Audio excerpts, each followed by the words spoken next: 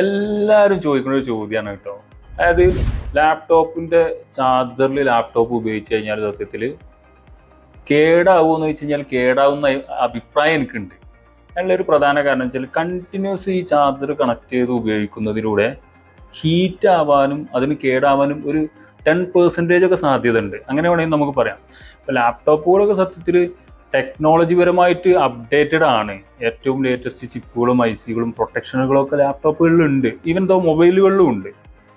പക്ഷേ ഈ ലാപ്ടോപ്പുകളിലൊക്കെ അങ്ങനെ ഉപയോഗിക്കേണ്ട ആളുകൾ ശ്രദ്ധിക്കാൻ പറ്റുന്ന ഒരു മെത്തേഡ്, ഞാൻ ഉപയോഗിക്കുന്ന ഒരു മെത്തേഡ് എന്താണെന്ന് വെച്ച് കഴിഞ്ഞാൽ ബാറ്ററി അലാം സോഫ്റ്റ്വെയർ ഉപയോഗിക്കും. അത് ഉപയോഗിക്കുമ്പോൾ 100% ബാറ്ററി ചാർജ് ആയി കഴിഞ്ഞാൽ ഈ ലാപ്ടോപ്പ് അലാം അടിക്കും. വർക്കിംഗുള്ള ലാപ്ടോപ്പിൻ്റെ അവസ്ഥയാണ് ഞാൻ പറയുന്നത്. ഇനി ലോ ബാറ്ററി ഞാൻ സെറ്റ് ചെയ്ത് നോക്കും. 20% ലോ ബാറ്ററി ആകുമ്പോൾ അലാം അടിക്കും. അപ്പോൾ ഈ ബാറ്ററി സൈക്കിൾ കറക്റ്റ് നടക്കുകയും ബാറ്ററിയുടെ ബാക്കപ്പ് കൂടുകയും ചെയ്യും. ഈ ബാറ്ററി സ്ഥിരമായി ചാർജർ കണക്ട് ചെയ്ത് വെച്ചുകൊണ്ട് ലാപ്പ് ഉപയോഗിച്ച് ബാറ്ററി കേടാവുന്ന ടെൻഷനും ഉണ്ടാവില്ല. ഇതിന് ഞാൻ കാണുന്ന ഒരു സൊല്യൂഷൻ അതാണ്.